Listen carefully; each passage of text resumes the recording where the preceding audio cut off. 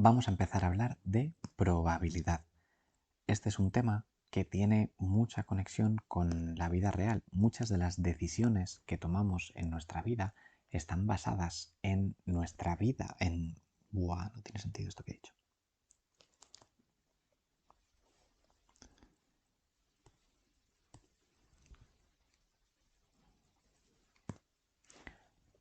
Vamos a empezar a hablar de la probabilidad. Este es uno de los temas que tiene más conexión con la vida diaria y con nuestra realidad, porque muchas de las decisiones que tomamos están basadas en una decisión probabilística. Si es más probable que me caiga tal o una pregunta u otra en el examen, es muy poco probable que pregunte, ¿verdad? Ese tipo de razonamientos los hacemos todos y los hacemos muchas veces. Pero no solo esto, algunas de las decisiones que se toman en la crisis del coronavirus, por ejemplo, están basadas en una probabilidad, ¿no? Hemos hablado de la probabilidad de contagio. Hay que reducir la probabilidad de contagio, por ejemplo. Hay algunas palabras clave y algunos términos que son importantes tener claros y algunas operaciones de la probabilidad, que es lo que vamos a ver ahora. La probabilidad está presente en los juegos de mesa, por ejemplo. Todos los dados son probabilísticos. Tú tienes una probabilidad de obtener un resultado u otro, pero no sabes seguro lo que va a salir, y en eso se basa gran parte de la diversión de los juegos. Este, por ejemplo, es un dado de 12 caras, es un dodecaedro, del que hablaremos un poquito más adelante. Hay algunos términos que son importantes tener claros a la hora de hablar de probabilidad. El primero es que en probabilidad llamamos experimento a todo. No en cuanto a experimento científico, sino tirar un dado es un experimento.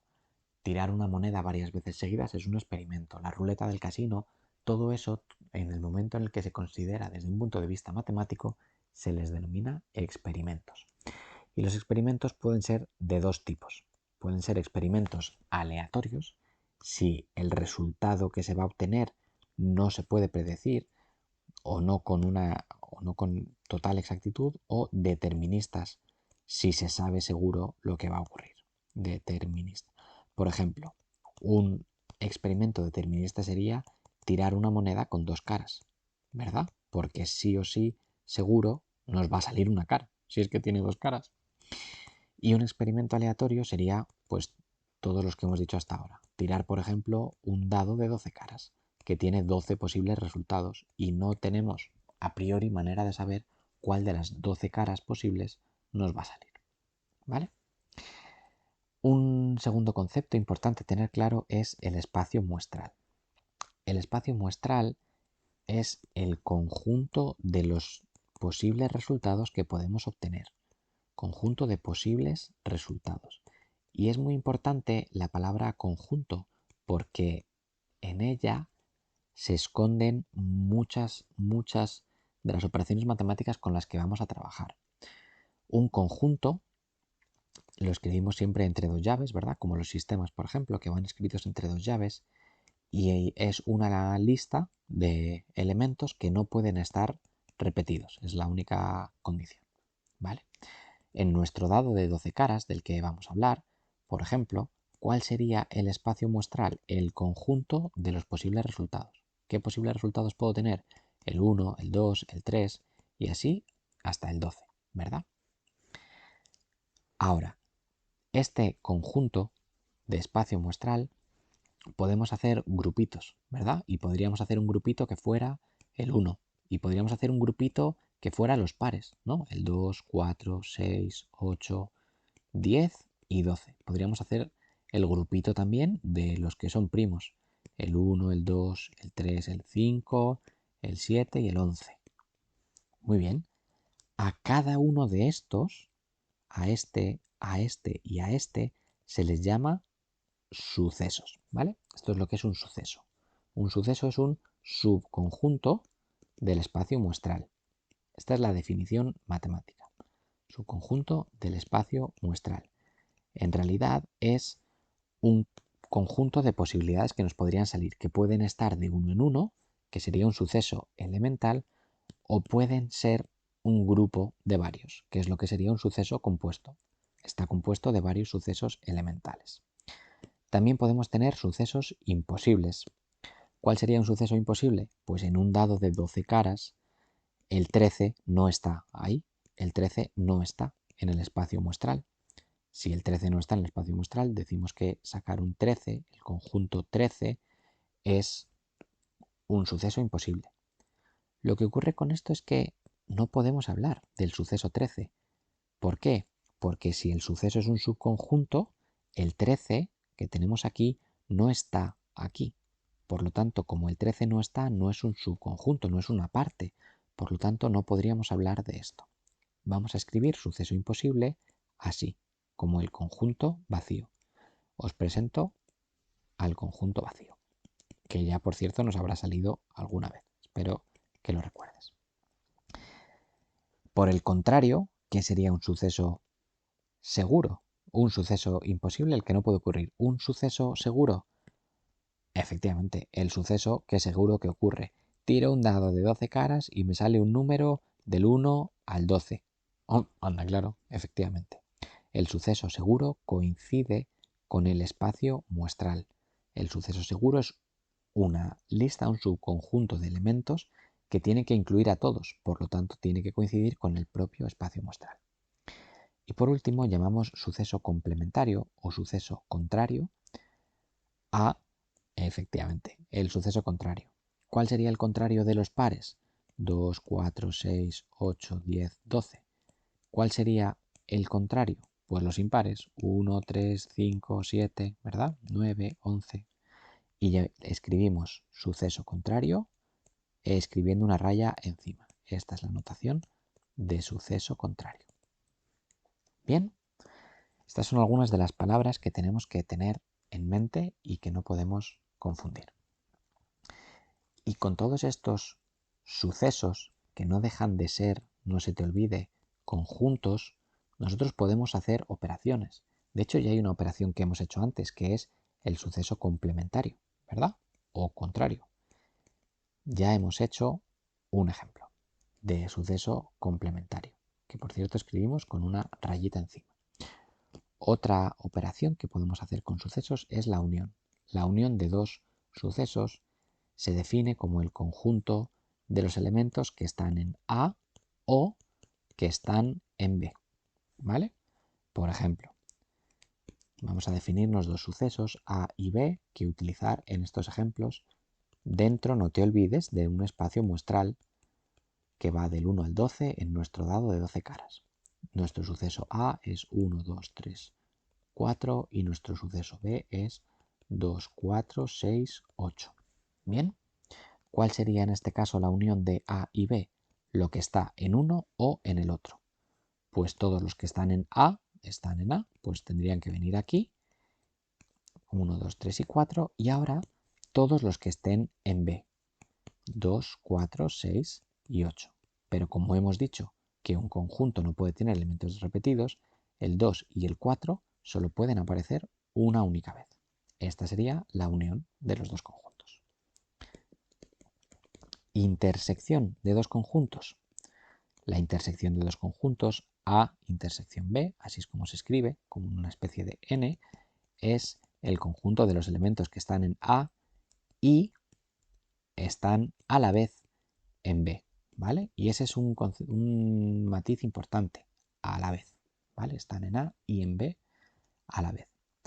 Si este es nuestro suceso A y nuestro suceso B, ¿cuáles están a la vez en los dos? Pues espero que os estéis dando cuenta que la intersección de los dos, efectivamente, el 2 y el 4, son los elementos que están en los dos sucesos a la vez, que están en los dos conjuntos a la vez.